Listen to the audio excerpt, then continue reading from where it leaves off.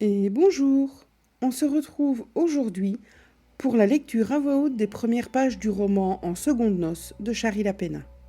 C'est un thriller psychologique sorti aux éditions Presse de la Cité le 12 janvier 2023.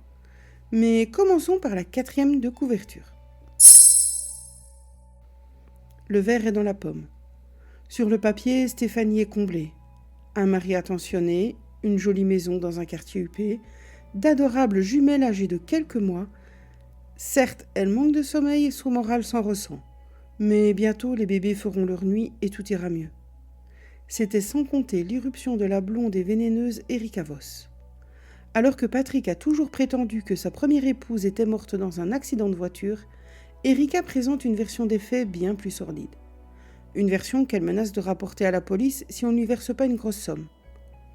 Chantage ignoble ou révélation bouleversante ? Stéphanie ne sait plus qui croire. Passons maintenant au début de la lecture. Installez-vous confortablement et c'est parti. Bonne écoute. Prologue. 10 janvier 2009, Cremore, Colorado. La neige tombe depuis 2 jours maintenant, lourde, inexorable, et ne semble pas près de s'arrêter. Ce serait de la folie de mettre le nez dehors. Mais les chasse-neige sont passées, se rappelle Lindsay. Elle jette un coup d'œil maussade par la fenêtre, toujours aussi agitée, prise au piège de ces montagnes qui l'encerclent, dans ce petit village du Colorado, à 50 km de Denver. Au piège de cette interminable tempête de neige qui impose son silence immaculé. Parfois, ce silence lui donne envie de crier.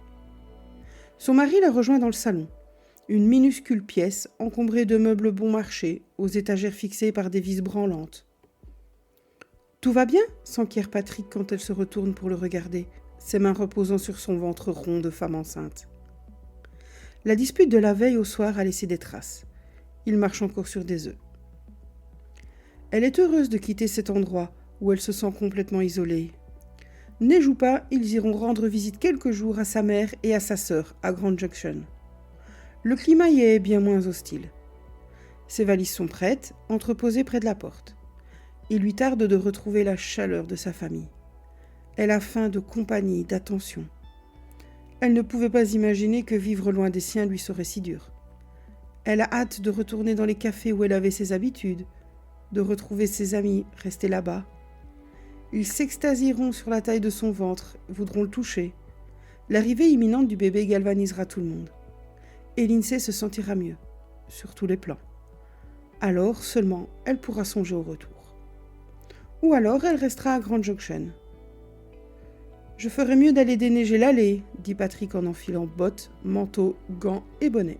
« Je vais mettre le chauffage dans la voiture. » Lindsay acquiesce et regarde à nouveau par la fenêtre. Chapitre 1, août 2018, à Ellisford, État de New York. Anna Bright installe le petit Teddy dans son transat sous le porche et s'assoit à côté de lui avec son livre. Les températures vont monter dans la journée, mais pour l'instant il fait bon, ici, à l'abri du soleil. Elle remarque 2 voitures garées de l'autre côté de la rue, quelques numéros plus bas. La maison est en vente, une visite sans doute. Elle se replonge dans sa lecture. Soudain, un mouvement sur le trottoir d'en face la distrait. Un homme massif, en costume, qu'elle reconnaît comme l'agent immobilier, est en train de discuter avec une femme dans l'allée. Anna les observe discrètement. S'agit-il d'une acheteuse sérieuse ? La maison n'est pas sur le marché depuis longtemps et le quartier est recherché. Les choses devraient aller vite. Même si Teddy n'a que 6 mois, elle espère voir arriver une jeune famille et des tas de copains pour son fils. Il y a déjà les petites jumelles de Stéphanie dans la maison d'en face. Elles ont 4 mois et Anna est rapidement devenue amie avec leur sympathique maman. La femme qui discute avec l'agent immobilier a l'air seule. Pas de mari en vue, pas un enfant. Tous deux se serrent la main et la visiteuse repart en direction de sa voiture. Alors qu'elle s'apprête à ouvrir sa portière, son regard croise celui de Anna et à la grande surprise de celle-ci, elle traverse la rue pour venir la voir. Que lui veut-elle ? « Bonjour !» s'exclame la femme d'une voix amicale. Elle doit avoir la trentaine, séduisante. Cheveux blonds jusqu'aux épaules, silhouette élancée, joli minois. Après avoir jeté un œil sur Teddy, Anna quitte son fauteuil et descend les marches du perron. « Bonjour, puis-je vous aider ?» demande-t-elle poliment. « Je viens de visiter la maison d'en face, » répond la femme alors que Anna vient à sa rencontre, se protégeant d'une main de l'éclat du soleil. « Je peux vous poser quelques questions sur le quartier ?» Une acheteuse sérieuse donc. Anna est un peu déçue. « Bien sûr, » répond-elle. « Mon mari et moi aimons bien le coin. Vous pensez que c'est adapté pour élever des enfants ? Je vois que vous avez un bébé, » sourit-elle en désignant Teddy sur le porche. Anna se détend et décrit le quartier avec enthousiasme. Peut-être l'inconnue est-elle déjà enceinte, au tout début de sa grossesse.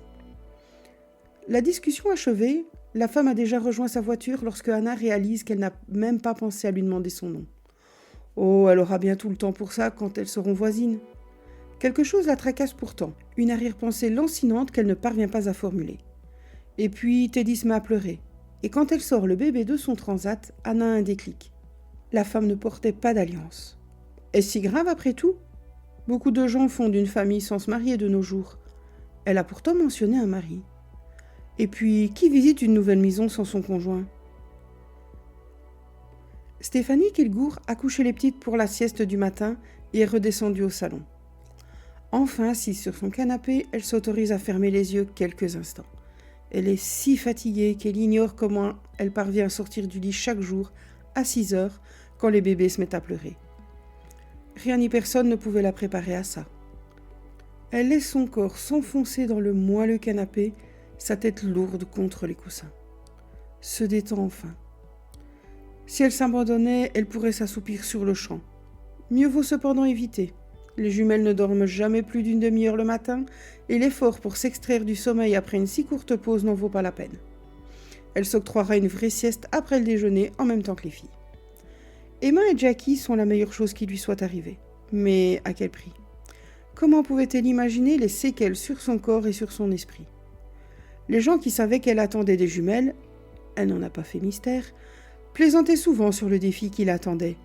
Elle souriait béatement, tout au bonheur de sa grossesse, se félicitant même secrètement de se sentir si bien, d'accueillir si facilement les transformations de son corps. Stéphanie a toujours été du genre à vouloir tout contrôler. Elle a passé un temps fou à organiser l'arrivée des bébés, préparant minutieusement chaque aspect de son accouchement et voulant le meilleur pour elle et ses enfants. Elle n'était pas présomptueuse au point de se croire capable de passer de péridurale, mais elle voulait une naissance naturelle, même pour des jumelles. Dès la salle de travail, pourtant, son plan a déraillé. Détresse respiratoire et césarienne d'urgence.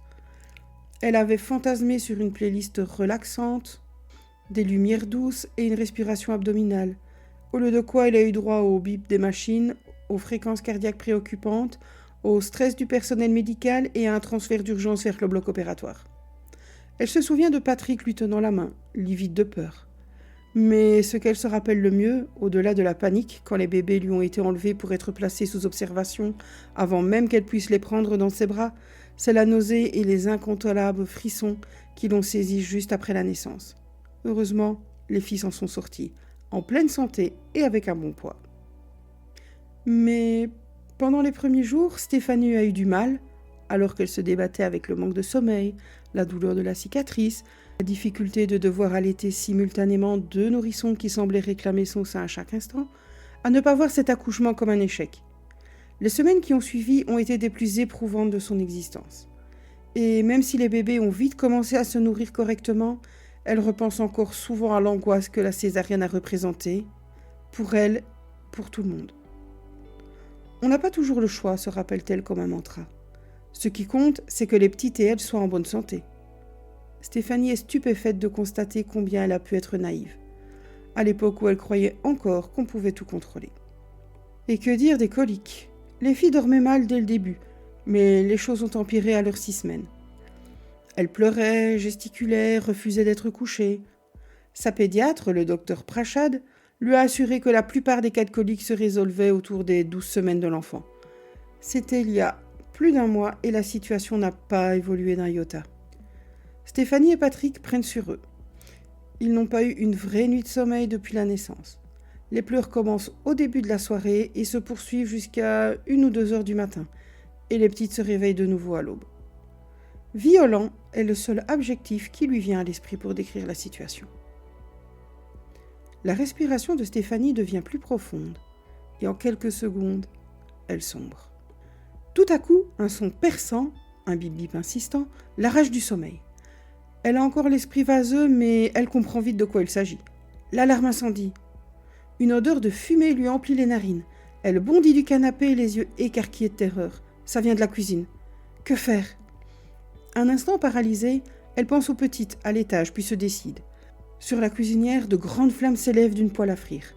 Elle reste sur le seuil, interdite, sans aucun souvenir d'avoir mis quelque chose sur le feu.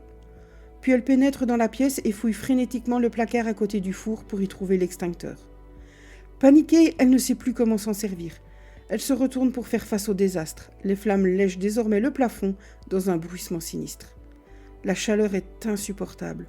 Son cœur bat à tout rompre pendant qu'elle cède à l'indécision. Doit-elle rester ici, à gâcher de précieuses secondes en essayant de faire fonctionner l'extincteur, ou doit-elle courir à l'étage pour récupérer ses filles ?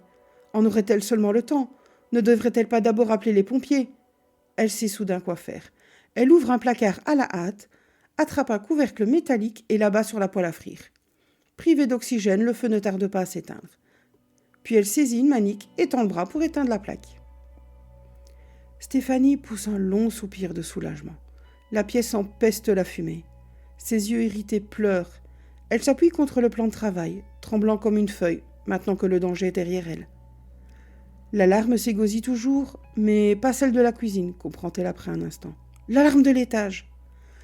Elle enclenche la hotte, ouvre la fenêtre au-dessus de l'évier et monte 4 à 4 les escaliers. Elle doit sortir l'escabeau pour atteindre le détecteur de fumée dans le couloir.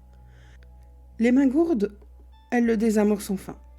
Et inévitablement, dans le silence qui suit, elle entend des pleurs. « Vite, allez voir les petites !»« Chut, chut, maman est là. » Elle prend ses filles dans ses bras, l'une après l'autre, les berce, les couvre de baisers, mais elle sait qu'elles ne se rendormiront plus maintenant. L'incident a mis leur nerf à vif. Stéphanie descend d'abord Jackie, puis Emma, et les installe dans le salon avec le rocher préféré. Dans la cuisine, l'air n'est plus trouble, mais l'odeur de fumée est encore bien présente. Elle fixe la cuisinière, comme si elle constituait toujours une menace, et prend la manique pour étudier le contenu de la poêle. On dirait qu'il n'y a que de l'huile. S'apprêtait-elle à faire frire quelque chose ? Elle n'en a aucun souvenir. Comment aurait-elle pu mettre une poêle sur le feu, l'y oublier et s'endormir ? Elle songe avec horreur au peu de temps qu'il aurait fallu pour que l'incendie se propage. Encore secouée, elle retourne au salon, s'assoit au fond du canapé, un bébé dans chaque bras. « Je suis désolée, répète-t-elle inlassablement, en embrassant leur crâne duveteux et en caressant leurs joues veloutées. Elle se retient de pleurer. Il faut qu'elle demande à Patrick de vérifier le détecteur de fumée de la cuisine quand il rentrera ce soir. Et voilà, j'espère que cet extrait vous aura donné envie d'en savoir plus et de découvrir le livre. Pour rappel, il s'agit du livre En secondes noces de Shari Lapena. C'est un thriller psychologique sorti aux éditions Presse de la Cité. Sur ce, je vous remercie d'avoir écouté ce podcast. Je vous dis à très bientôt pour un nouvel épisode. Et d'ici là, prenez soin de vous et de ceux que vous aimez et bonne lecture.